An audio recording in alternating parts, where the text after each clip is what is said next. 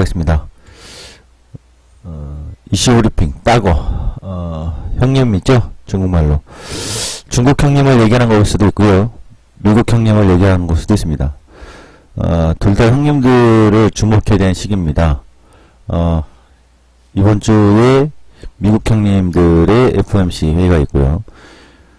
중국에 대해서는 제가 오늘 또 간략하게 설명드리고, 아마 또 내일이나 내일 모레 정도에 추가적으로 중국에 대해서 깊게 좀 논의를 할 이슈들이 많습니다. 자, 원화 환율의 중요성, 그 다음에 코스피 저가 매수 기회 영역은, 세 번째 미증시 신고가 어디까지 보나. 첫 번째는 환율 부분인데요. 거시적인 부분인데, 이 얘기는 며칠간은 이어질 것 같습니다. 네, 원달러 환율뿐이 아니라 중국도 그렇고 미국도 그렇고요. 네. 자, 먼저 원달러 환율을 보도록 하겠습니다. 우리 증시에 제가 지난주 6월 8일에 여러분들께 영업이익 추정치하고 외국인들 수급에 대해서 언급을 해드린 적이 있습니다만, 외국인들 수급은 영업이익이 대한민국의 코스피 지수 관련된, 그러니까 다시 말해 상장기업들의 영업이익의 추정치에 의해서만 수급이 전개되지 않는다라는 걸 보여드렸습니다. 그 가장 밀접하고 증시 수급의 상관관계가 가장 높은 건 역시나 환율입니다. 우리 증시 환율에 의한 증시 변곡에 대한 고찰입니다.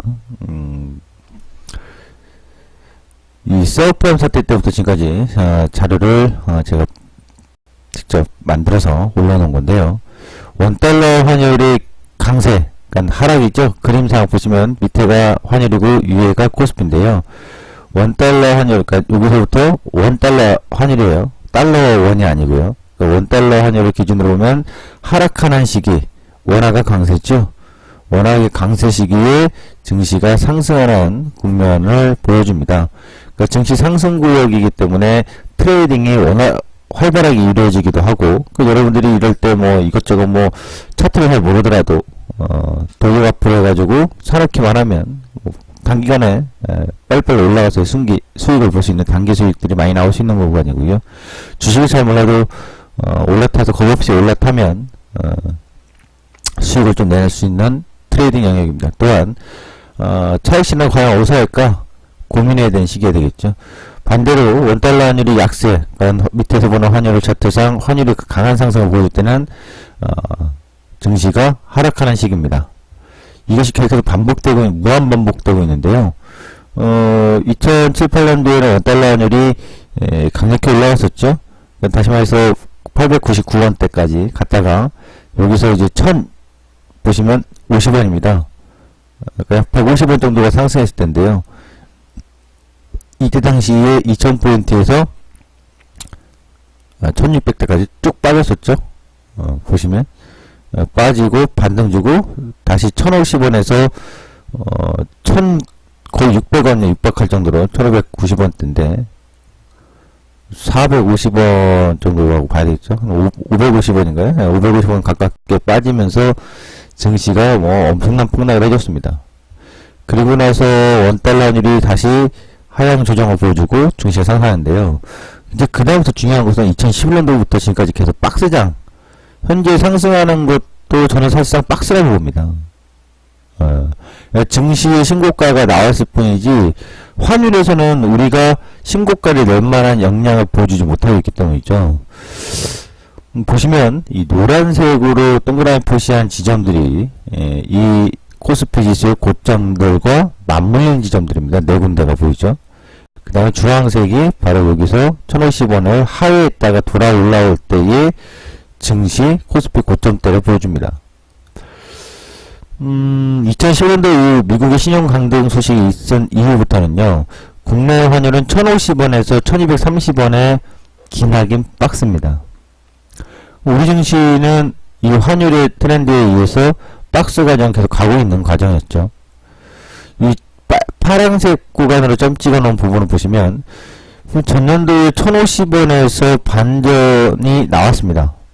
반등을 했다는 얘기죠, 환율이. 증시도 조정의 국면으로 좀 들어가는 변동의 하락 눌림들이 있었습니다만, 더 추가적으로 지수가 하락하지 않고 오히려 2017년도에는 1200원대까지 가다가 원달러 환율이 하락하면서 증시는 강한 상승을 보여줍니다. 당연히 이 구간에 외국인들이 거의 8조 원이 넘게끔 매수를 해주고 있죠. 그러니까 환율에 의한 외국인들의 수급이라고 봐야 되는데, 다시 주목해야 될 것은 과연 1050원이라는 자리, 그리고 1100원이라는 자리, 이것을 깨고 내려갈 거냐, 환율이, 원달러 환율이. 아니면 반전을 돌려서 다시 1230원 기준저항점에 상단을 향해서 돌아 올라올 거냐예요. 이것에 따라서 증시의 상황은 확연히 달라질 겁니다. 그 외국인들 수급은 환율에 있다고 하는데, 여기서 환율력이 다시 한 번 더 들어가면, 한국은행의 기준금리 인상 시기와 연관성이 있냐? 전혀 없다고 얘기할 수 있어요. 한국은행이 기준금리를 인상했던 시기입니다. 이 인상했던 시기에 원달러 환율은 하락을 했습니다만, 보시면 그 다음에 한국은행이 부양책을 넣어달라고 기준금리 인하를 했습니다. 근데 인상했던 시기도 하락했고, 원달러 환율이 기준금리 인하했던 시기도 하락을 했고, 또 기준금리 인하를 2017년도 8월까지, 이거 뭔가 잘못됐는데요? 네, 죄송합니다. 2014년도입니다. 2014년도 8월입니다. 예. 여기서부터 쭉 기준금리 인하를 했는데, 그럼에도 불구하고 오히려 환율은 올라왔습니다. 그러니까 한국은행의 기준금리에 의해서 원달러 환율의 방향성은 그 상관관계가 없다. 오히려 그 상관관계가 가장 높은 건 미국입니다. 미국의 통화정책입니다. 다시 말해서 해외 선진국들의 통화정책에 의해서 가장 밀접한 상관관계를 보여주고 있다. 이렇게 봐야 됩니다. 다시 말해서 양적 완화라는 기준금리를 인하를 하고, 그 다음에 양적 완화를 갖다 퍼붓고, 그것도 부족하니까 5% 스트라에서 5T까지 퍼붓고, 비전통적인 통화정책을 계속해서 2010년도까지 써왔던 거잖아요. 언제까지? 2014년도 양적 완화를 종료할 때까지, 2014년도 정확히 10월달까지 종료할 때까지. 그 안에서 원달러 환율은 계속 강세를 보여줬습니다만, 미국의 양적 완화가 종료된 이후부터는, 2014년 10월 이후부터는 사실상 환율은 상승입니다. 바로 여기서 주목할 게, 미국의 양적 완화가 종료됐던 시점과 그 이전을 보는 거죠. 다시 말하면 양적 완화가 2009년도부터 2014년도 연말까지 비전통적인 방식으로서 통화정책을 폈을 때 환율은 분명 여기 보이시죠? 이 점까지 하락입니다.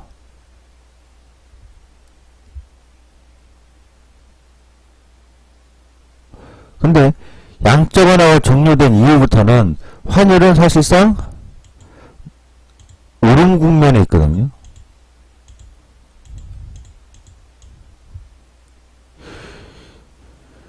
다시 말하면 미국의 통화정책의 큰 변화에 따라서 환율의 움직임이 달라질 수 있다는 얘기죠.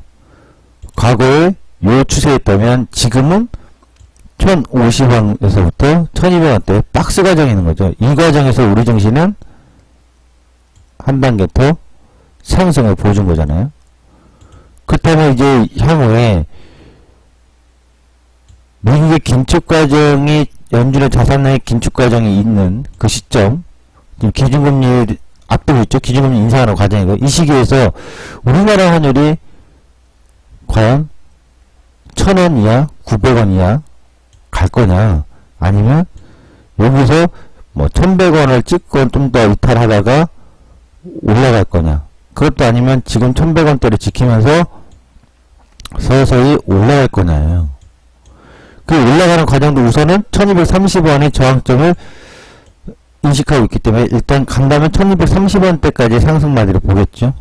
그런 1230원을 돌파했을 경우에는 뭐 그때 가서 주목을 하겠죠. 그렇다면 결국 지수는 코스피 지수는 외국인들 수급에 의해서만 상승의 힘을 계속 받기는 어렵다라고 봐야 됩니다. 그 외국인들의 현물의 변화가 있을 것이냐 여부는 결국 환율에 달려있다. 그 환율의 기준은 1차적으로 1100원, 2차적으로 1050원입니다. 계속 박스로 갈 수도 있는 거 아니냐? 계속 박스로 간다면, 역설적으로 말하면 박스로 간다면 박스 하단에서 터닝 하잖아요. 그럼 여기서도 터닝 해주겠죠. 이걸 1230원 돌파할 거냐 여부는 아직은 미지수입니다. 또 1050원을 깨고 내려갈 거냐도 미지수입니다. 근데 공교롭게도 이슈적으로 거시적으로 해석을 보면 1050원을 깨고 내려갈 만한 특별한 요인이 나타나고 있지 않다. 오히려 사실상 양적완화 종료 이후에 우리나라는 환율 상승 시기에 속도 조절할까요? 이렇게 다시 말해서 여기서 이렇게 올라갔다면 빠른 저점이 나오고 지수가 그래서는 이제 바닥 잡아주면 되는 건데 이 시기를 보여주지 않고 지금은 여기서 환율이 계속 박스 과정이 있다라고 한다면 지수는 올라갔다 하더라도 결국 다시 돌아온다고. 그 기준이 2000이라고. 공교롭게도 환율의 기준인 1050원과 우리 증시의 기준이 정확히 2013포인트인데 2000포인트에 대한 기준이 계속 나오고 있다고요.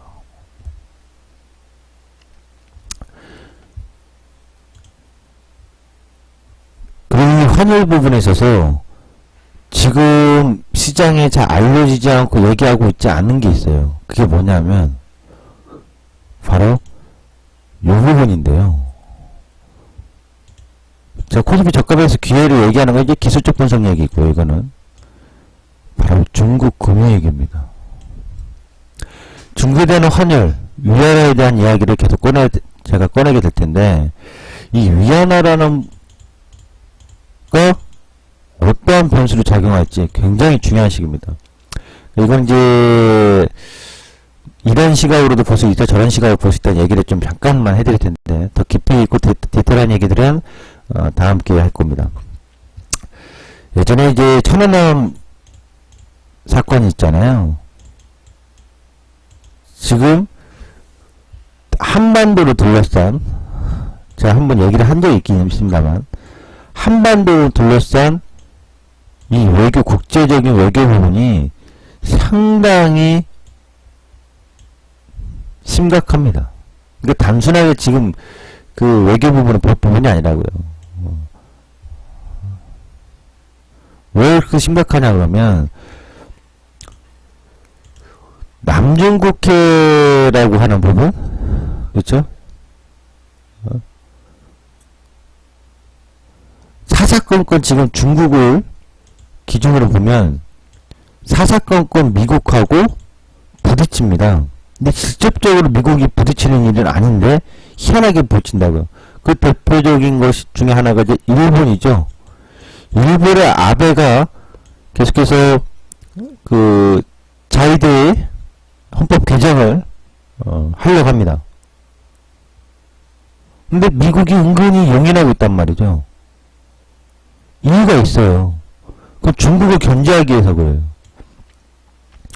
최근에 일본이 한때 중국이 미국의 채권부에게 가장 많다고 알려졌는데 올해 들어와서는 역전됐습니다. 다시 일본이 열심히 미국의 채권을 사줍니다.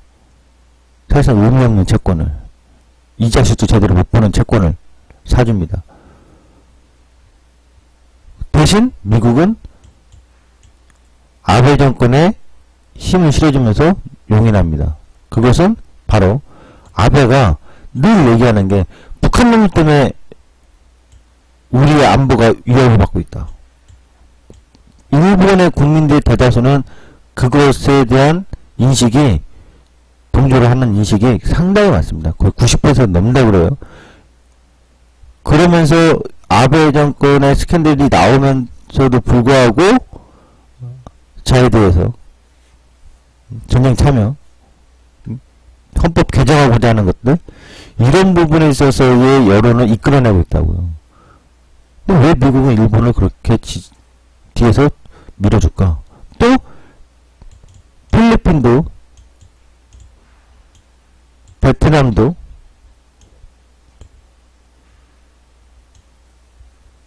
미국의 은근슬쩍 기대면서 중국하고 이러는 겁니다. 가장 대표적인 게 또 사드입니다. 왜 사드를 굳이 넣어놓을까? 사실상 이 부분은 다음에 제가 지금 시간보단 다음 시간에 될 거예요. 더 디테일한 얘기를. 그럼 다시 말하면 이 사드 부분도 그렇고 국제 외교적으로 동아시아 쪽에서의 지금 벌어지고 있는 따거들, 미국과 중국 형님들의 이 막강한 파워 싸움에 놓여져 있다는 거죠. 이로 인해서 환율 시장에 대한 변화는 엄청날 거예요. 한때 러시아하고의 가스관이 한반도에 연결된다는 거. 근데 왜 막혔을까요?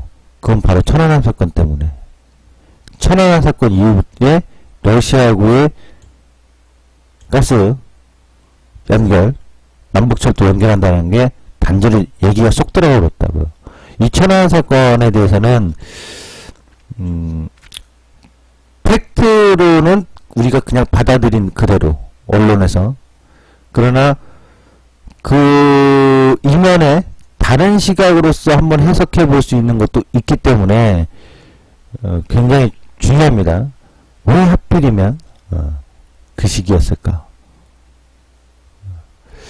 자, 이 부분은 향후 좀 더 디테일하게 다뤄보도록 하고요. 일단 국제정세의 이 한반도를 둘러싼 지정학적인 따고 형님들의 힘겨루기 싸움에 어떻게 줄을 서고 어떻게 이용당하고 있는지, 그리고 중국의 금융위기가 과연 올 거냐 안 올 거냐. 중국의 기업들의, 좀비 기업들의 부채 비율은 상당합니다. 미국이 기준금리를 올릴 때 과연 중국의 위안화는, 최근에 위안화가 절상이에요. 잘 버텨주고 있어요. 직접적으로 시장에 개입하고 있기 때문인데, 계속해서 개입의 힘이 작용할지, 이 부분이 가장 중요하다고 저는 봅니다. 이 그룹이 이제 하락마디를 보여준 겁니다. N자 하락마디, N자 하락마디, N자 하락마디, N자 하락마디, N자 하락마디를 보여준 건데요. 앞으로 시장이 조정이 온다면 N자 하락마디가 나타날 가능성은 상당히 높다. 저는 이렇게 보는 거고요. 그 다음에 주황색 구간에서 보면은 이게 뭐냐면, 이 월봉상, 기술적 분석상, 단순하게 기술적 분석상, 기준선을 하회했던 영역에서의 저가 매수가 항상 나왔다. 우리나라는.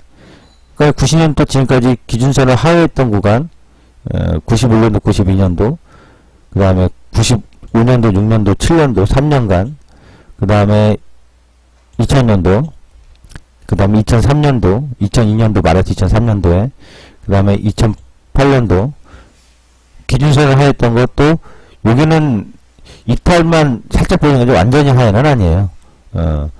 2015년도는. 그 다음에 전년도, 2016년도, 여기가 이탈 과정이거든요.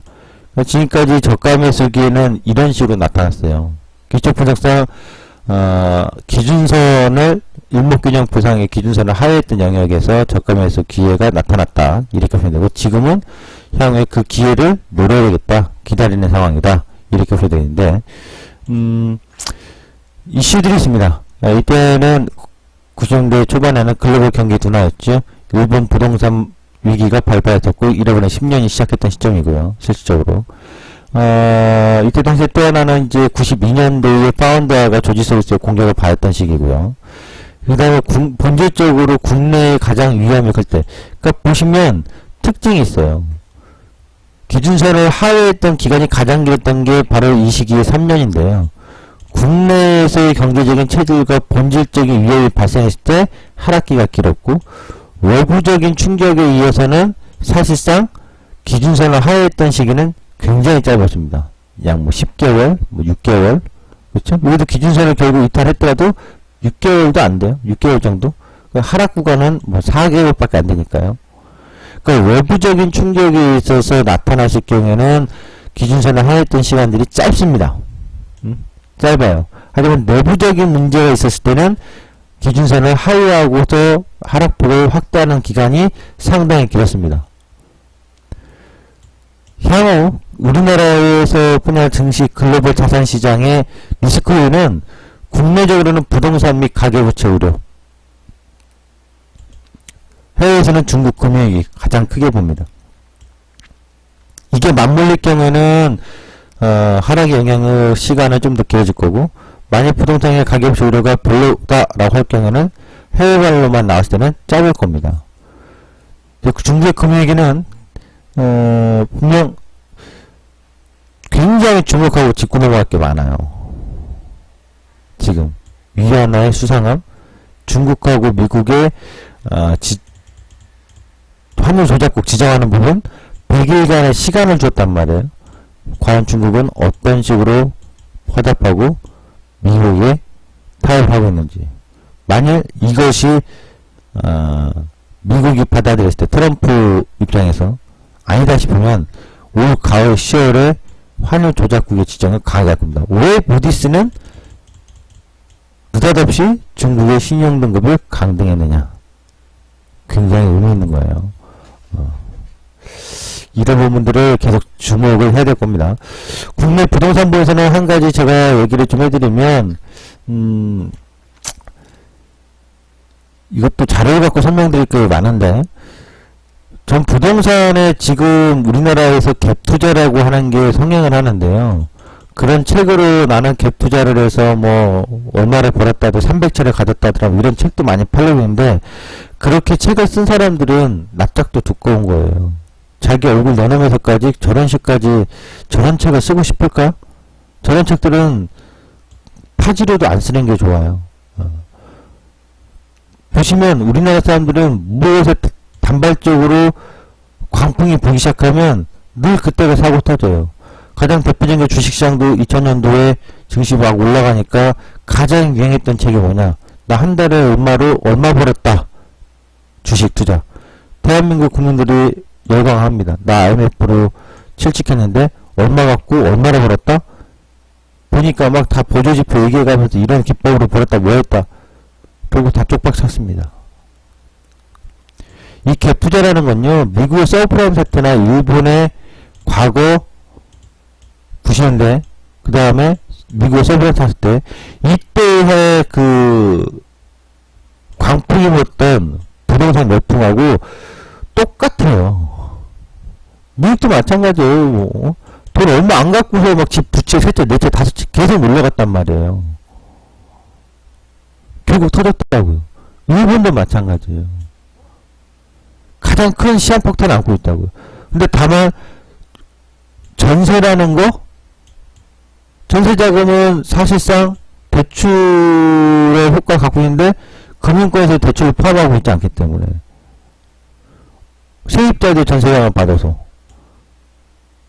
이게 지금 우리나라의 가장 돌연변인데 이 문제는 굉장히 심각한 겁니다. 근데 이것은 문재인 정부가 터트리냐 못 터트리냐인데 누가 터트리든 안 터트리든 중요한 게 아니라요. 굶기 시작하면 터지게 돼 있어요. 가장 심각한 문제죠. 그리고 한 예를 들면 97년 2000년도 초반에 할게요. 2000년도 초반에 소득하고요. 지금의 소득하고 증가했냐 물어보면 당연히 증가했죠. 통계적으로는. 그런데 말입니다.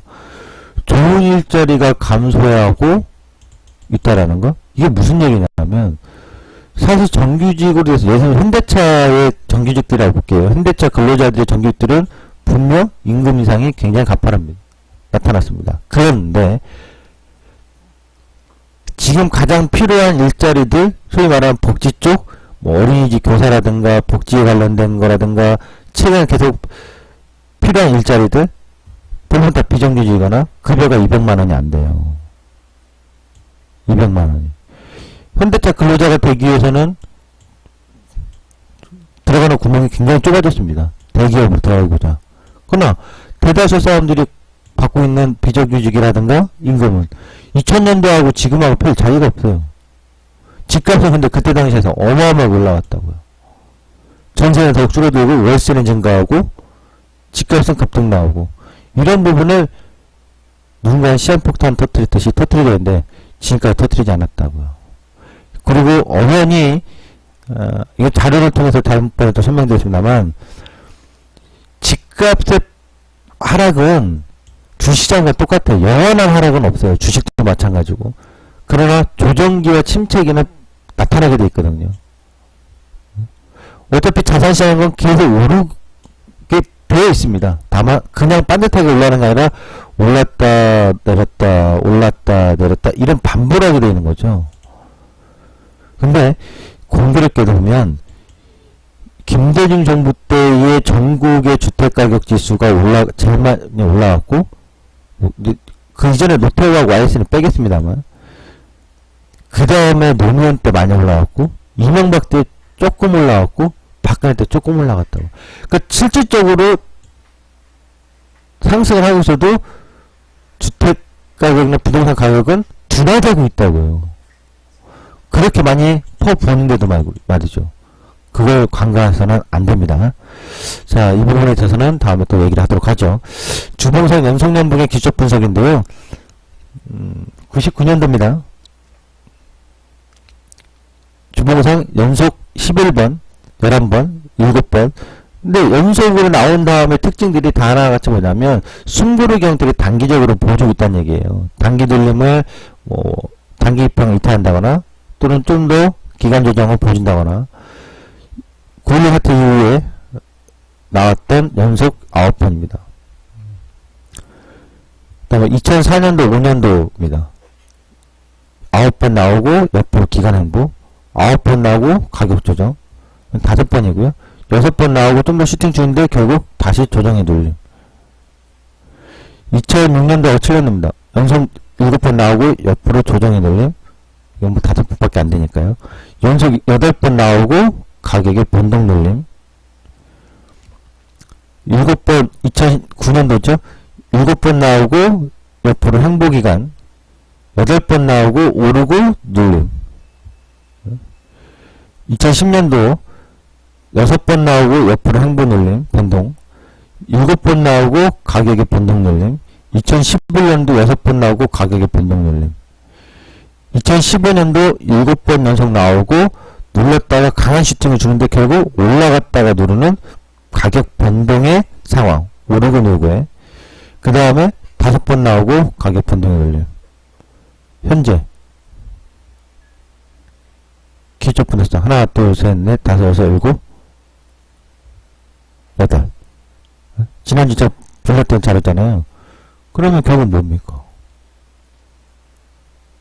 지금까지 포인트 더 많이 오르고 못 오르고 특징이 아니라 횡보 조정에 이게 더 좋아요. 횡보 조정에 눌림이 나오나 가격 변동의 눌림이 나오나 또는 더 올라갔다가 가격 변동 위아래로 변동을 크게 주나 뭐는 나오는 거예요? 기초 분석사 지금 단기 과열이야 라고 얘기를 하고 있는데 못 받아들이는 거죠. 사람들이. 왜? 속는 거니까. 심리에. 굉장히 중요한 거예요. 그러니까 기술적 분석이 무조건 맞다 틀다 이 얘기를 하는 게 아니라 기술적 분석상 통계 흐름에 따라서 확률상 변동에 노출되어 있다는 얘기죠. 위로 올라가도 그건 곧 오버헤트 영역이다. 경우성 그건 뻔한 거 아닙니까? 그런 물이라고 하면. 여기서 살짝 눌렀다가 더 올라갔다가 누르나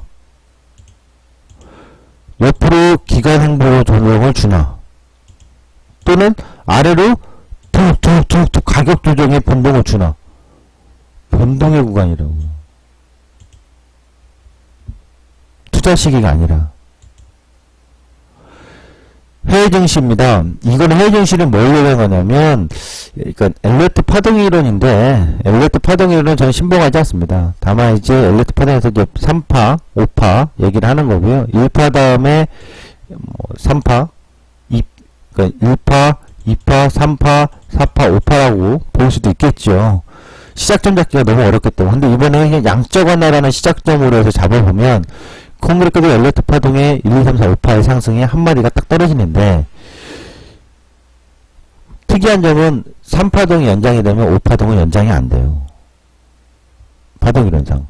그거 한번 접목해보면 지금 3파는 1차 상승 파동에 한 마디값만큼 올라갔다가 추가로 더 올라갔다고요. 1.628까지. 연장 파동이 된 거죠. 그러면 이게 4파의 조정 파동이라고 한다면 5파의 상승 파동은 3파의 상승 파동만큼 값을 넘어갈 수가 없어요. 그러면 1차 파동하고 거의 비슷한 값을 보여줍니다.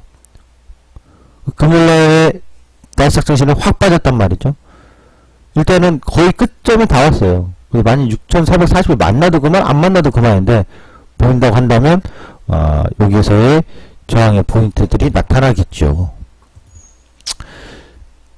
그 다음에, S&P 500입니다.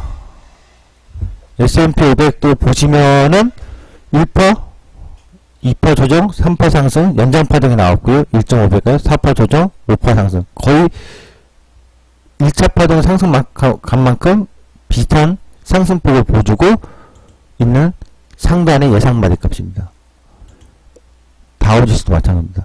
그래서 해외 증시인 미국 증시는 고점권이 어디다라고 예측하기 쉽진 않겠죠. 신고가니까. 그러나 파동의 이론, 특히 엘리어트 파동 이론에 대한 마디값 상승으로 좀 추정을 해보자면 거의 그게 다른 지점에 가까워지고 있는 게 아니냐라고 보여진다고요.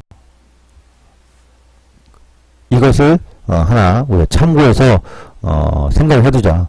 결국 과열이라는 것은 느껴지고 있고 알고 있는 상황인데 심리적으로 그 과열을 인정하지 않고 역국 심리로 쫓겨나간 사람들은, 쫓기는 사람들은 이 시점에서 시장을 잘못 본다. 저는 그렇게 봐요.